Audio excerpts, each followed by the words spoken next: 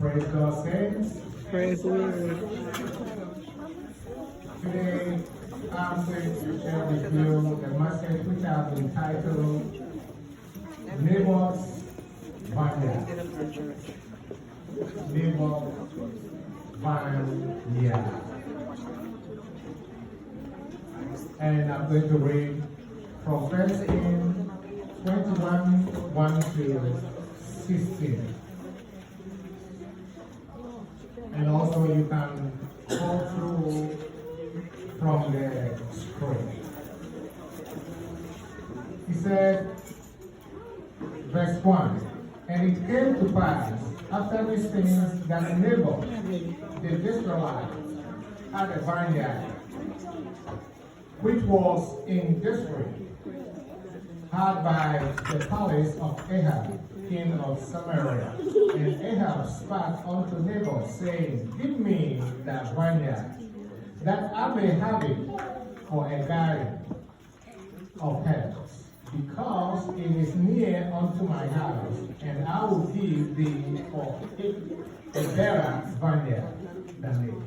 Or if it seem good to thee, I will give thee the worth of it in money. And Naboth said to Ahab, the Lord forbid me that I should give the inheritance of my fathers unto thee. And Ahab came unto his house heavy and displeased, because of the word which Naboth the Jezreelite had spoken to him.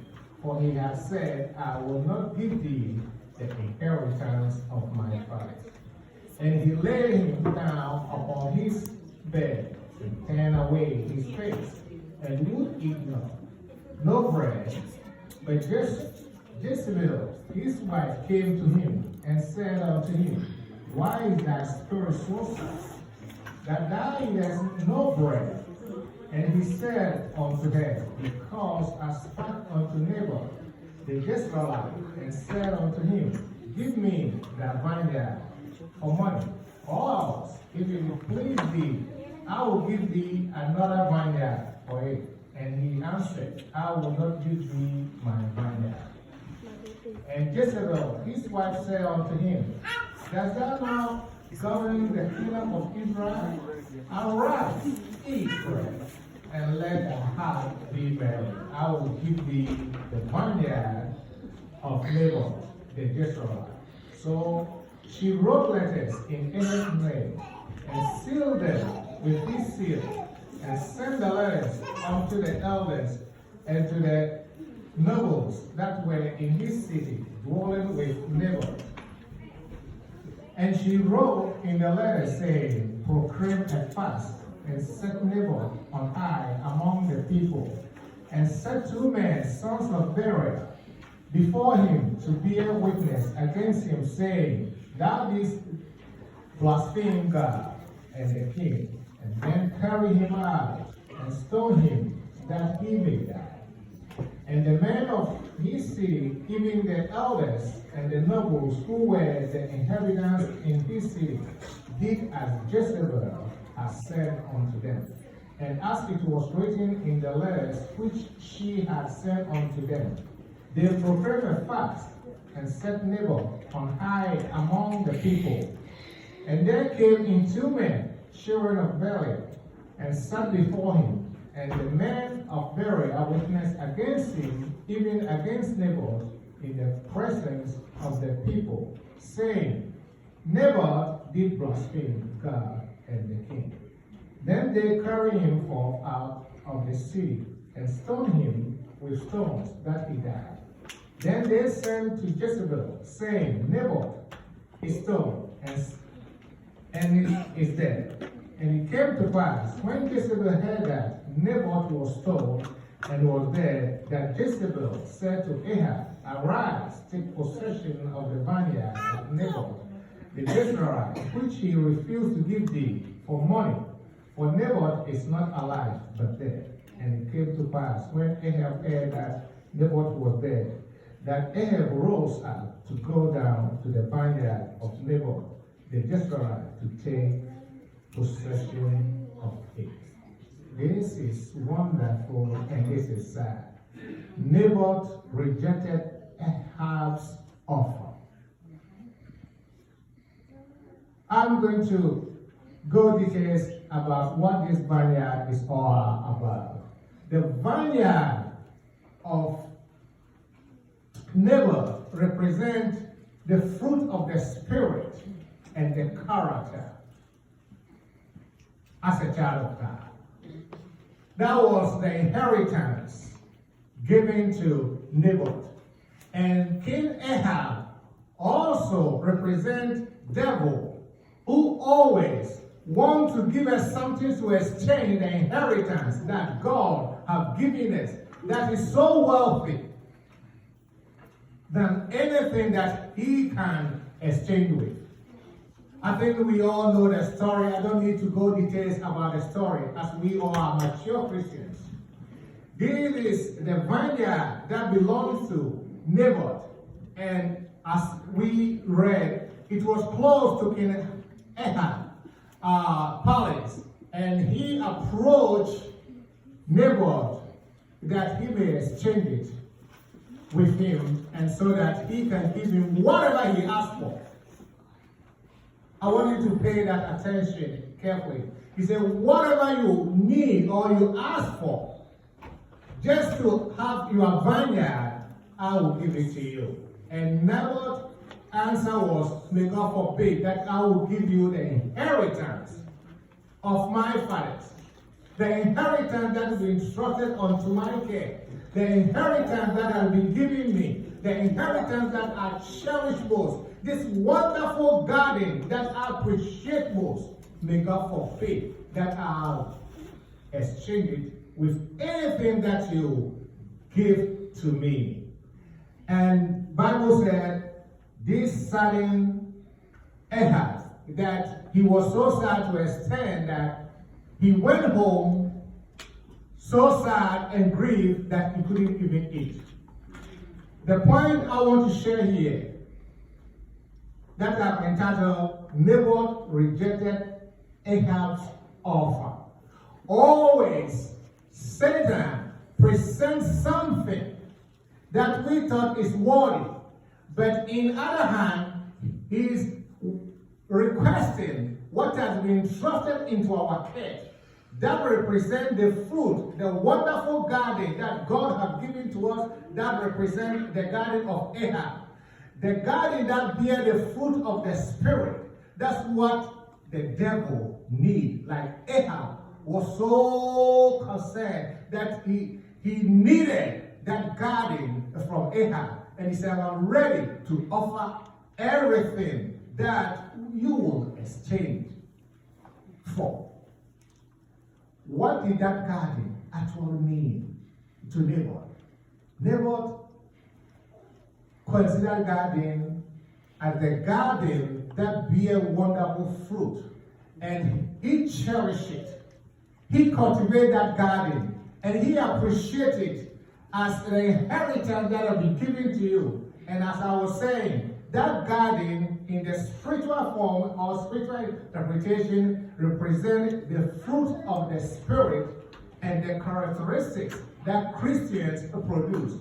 But sadly, that how Naboth cherished and appreciate that garden, we Christians, we don't appreciate and cherish and knowing the importance of the fruit of the Spirit, the character, the characteristics, and the policies that God has given us as our garden. And whenever devil approached, as Ahab approached Naboth, we exchange it even with cheap things without being valued. What are the fruit of the Spirit that normally produced from the garden of Naboth? Are the fruit of what? Joy, comfort, patience. You can name them. And always, devil come with the frapping things that will cherish the eye and the pressure of this world, and is quickly snatch our good fruit that we produce from our garden that God has given to us, that is nourished and is so important that will take us and lead us to our destiny, which is what? In heaven. Devil always attractive to what our garden produces, and always want to have the garden and pay for it with anything that will perish in this world. He approaches in the way of deception, in the way of flattery, in the way of, eye-catching, that we will be quickly influenced and give up our values, our principles, what we stand for, what we believe in. We just exchange it so cheaply to the enemy. As I said, Ahab was dying to get that garden. So thank God, Naboth rejected. How often do we reject the advances and the approach of the enemy to exchange the quality, the good, the principle, the values? These days, if you send your children to college, secular college for that matter, as soon as they return home, they become different things. They sell their qualities, what they stand for, how they were raised. Their values are quickly to smash from them, as Ahab did. He said, "Keep it to me, and I will exchange it of whatever you ask for." How often do we able to maintain and stand that, may God forbid, that I will give you or exchange the inheritance that I've been entrusted into my care, the qualities, the principle, the righteous life, the faith that we were raised up with, the word of God that we were taught from our childhood. How often do we able to reject the advances and the flattering words from this world? We always allow the world to steal our qualities, what we stand for, and we easily give in and sell it to them cheaply, without even bargaining.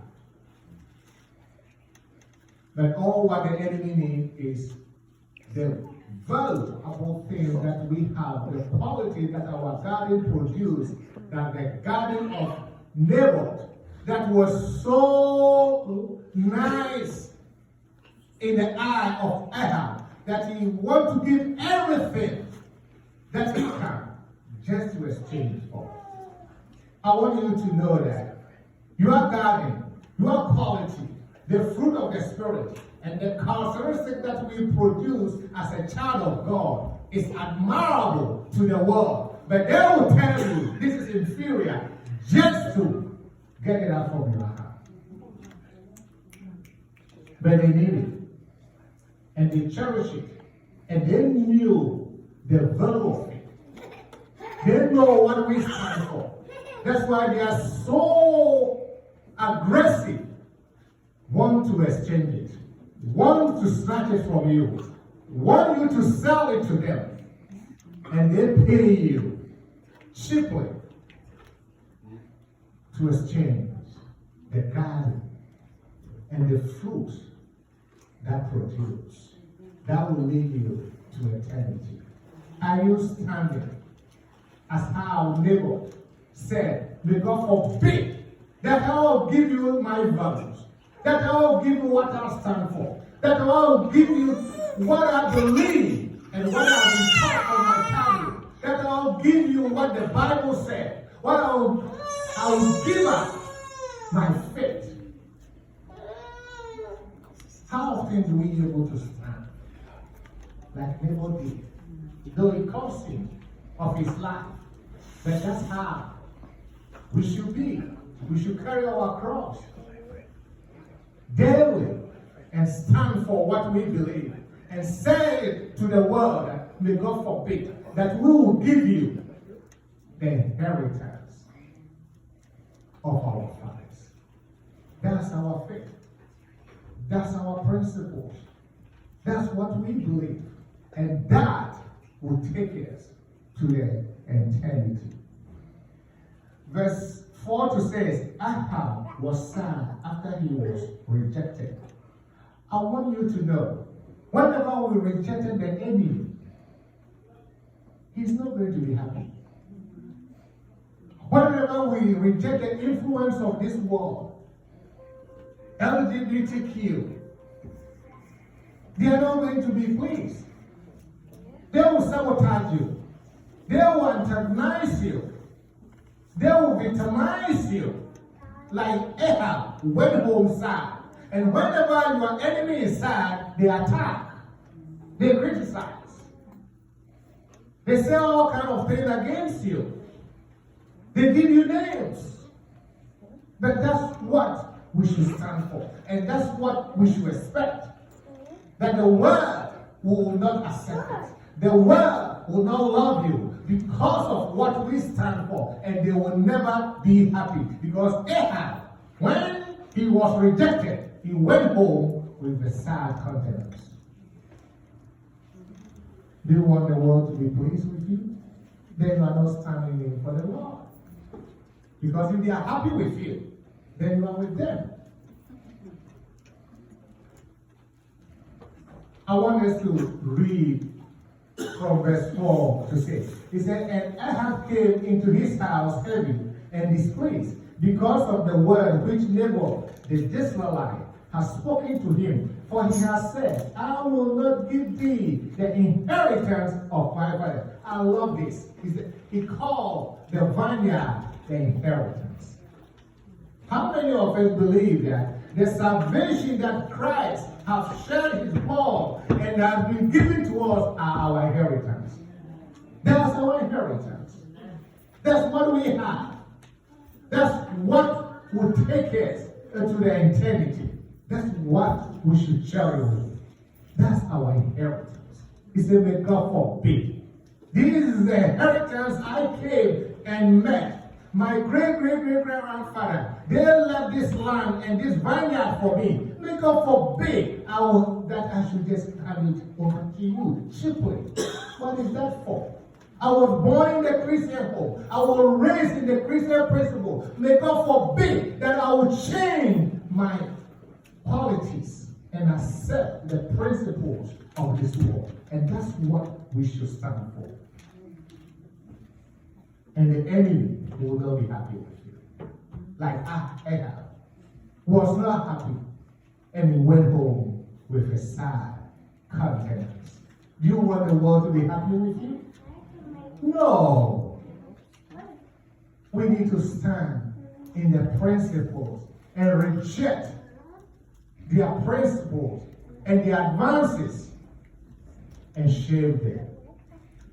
Because we are not here to make them happy. Jezebel represents bad influence and false accusations.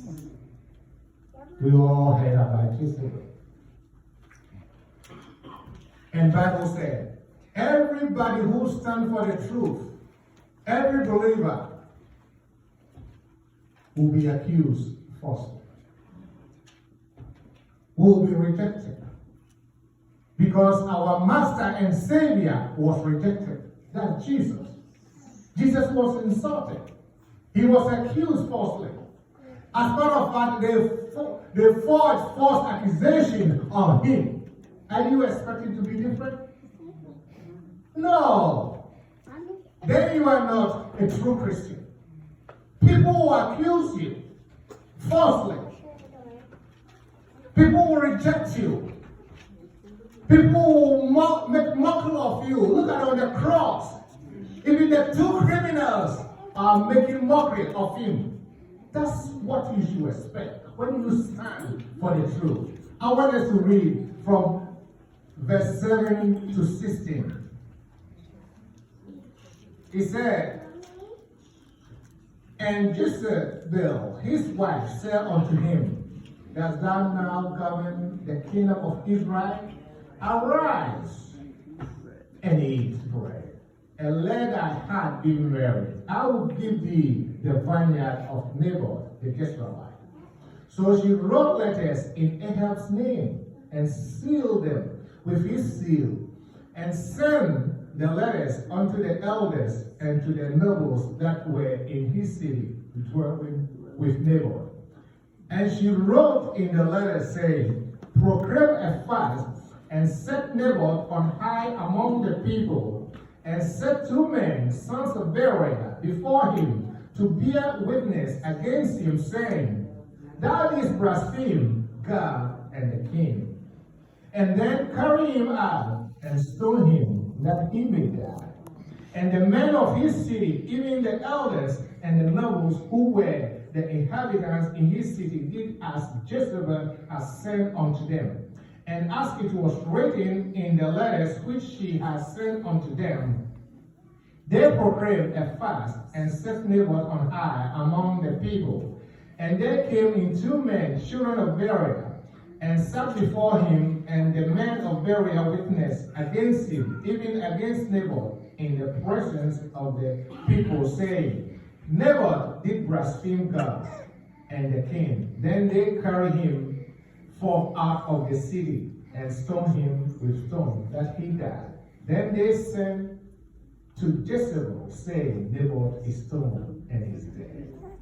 I want you to know that always, not any problem involving are caused by us. Sometimes we did nothing wrong, but we have accusers of the brethren. As Revelation 12:10-11 said, Satan is the accuser of the brethren. That's what Jezebel stands for. So most often at workplace, even at a family, members, you will be accused falsely. When you stand for the truth, people may not appreciate you, because most people are not stand for the truth. And this is what happened. You will be accused, as Naboth was accused falsely and was told. That doesn't mean he did anything wrong. But that's what we are going to face in this world. When we stand and reject the injustice and the attitude of people who doesn't fear God, they will turn against us and accuse us falsely